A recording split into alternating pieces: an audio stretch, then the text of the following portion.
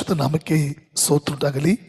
ಪ್ರೀತಿಯ ದೇವರ ಮಕ್ಕಳೇ, ಮತ್ತೆ ಈ ಡೈಲಿ ಸೇವೆ ಮೂಲಕ ನಿಮ್ಮನ್ನು ಸಂಧಿಸುವಂತೆ ಕರ್ತನ ಕೊಟ್ಟ ಕೃಪೆಗಾಗಿ ನಾನು ಕರ್ತನಿಗೆ ಸ್ತೋತ್ರ ಸಲ್ಲಿಸ್ತೇನೆ. ಆಮೇನ್.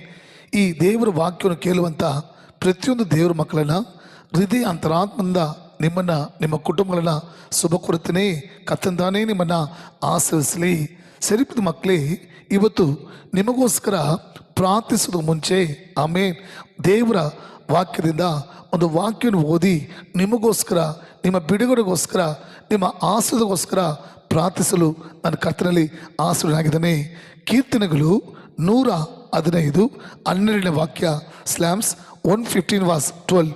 ಕೀರ್ತನೆಗಳು 115:12 ವಾಕ್ಯದಲ್ಲಿ ಯೆಹೋವನು ನಮ್ಮನ್ನು ನೆನಪು ಮಾಡಿಕೊಂಡಿದ್ದಾನೆ, ಸಣ್ಣವರು ಮೊದಲುಗೊಂಡು ದೊಡ್ಡವರ ಪರ್ಯಂತ ಎಲ್ಲರನ್ನು ಆಶೀರ್ವದಿಸುವನು. ಆಮೇನ್. ಪ್ರೀತಿಯ ದೇವರ ಮಕ್ಕಳೇ, ಈ ದಿನದಲ್ಲಿ ದೇವರು ನಿಮ್ಮನ್ನು ನೋಡಿರ್ತಾರೆ. ನನ್ನ ಪ್ರೀತಿಯ ಮಗನೇ, ನನ್ನ ಪ್ರೀತಿಯ ಮಗಳೇ, ನಾನು ನಿಮ್ಮನ್ನು ಮತ್ತು ನಿಮ್ಮ ಕುಟುಂಬಗಳನ್ನು ಆಶೀರ್ವದಿಸುವೆನು. ಆಮೇನ್.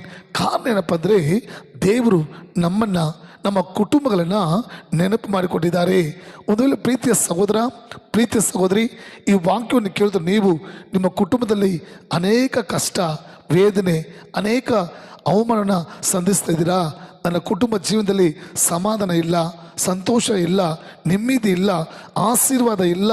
ನನ್ನ ಕುಟುಂಬ ಅನೇಕ ಬಾಧೆಗಳನ್ನು, ಅನೇಕ ಕಷ್ಟಗಳನ್ನು ಅನುಭವಿಸ್ತಾ ದುಃಖ ಪಡ್ತಾಯಿದ್ದೀರಾ. ನನ್ನ ಪ್ರೀತಿಯ ಸಹೋದರ, ನನ್ನ ಪ್ರೀತಿಯ ಸಹೋದರಿ, ದೇವರಿದ್ದಾರೆ, ಮಗನೇ, ಮಗಳೇ, ನಾನು ನಿಮ್ಮನ್ನು ನೆನಪು ಮಾಡಿಕೊಂಡಿದ್ದೀನಿ. ಆದ್ದರಿಂದ ನಿಮ್ಮನ್ನು ಮತ್ತು ನಿಮ್ಮ ಕುಟುಂಬಗಳನ್ನು ಆಶೀರ್ವದಿಸುವೆನು. ಒಂದು ಕುಟುಂಬವನ್ನು, ಒಂದು ದೇವರ ಮಕ್ಕಳನ್ನು ಕರ್ತನು ನೆನೆಸಿಕೊಳ್ಳುವುದಾದರೆ ಖಂಡಿತ ನಿಮ್ಮ ಜೀವಿತದಲ್ಲಿ ಆಶೀರ್ವಾದ, ಬಿಡುಗಡೆಯನ್ನು ಹೊಂದಿಕೊಳ್ತೀರಾ. ದೇವರಿಗೆ ಸ್ತೋತ್ರ ಮಾಡಿ, ಕರ್ತನೇ, ನಮ್ಮನ್ನು, ನಮ್ಮ ಕುಟುಂಬವನ್ನು ನೆನಪು ಮಾಡಿಕೊಡೋದಕ್ಕಾಗಿ, ನಮ್ಮ ಕುಟುಂಬನ ಆಶೀರ್ವದಿಸೋದಕ್ಕಾಗಿ ನಿಮಗೆ ಸ್ತೋತ್ರ ಅಂತ ಹೇಳಿ ದೇವರನ್ನ ಮಹಿಮೆಪಡಿಸೋಣ ಬಾ.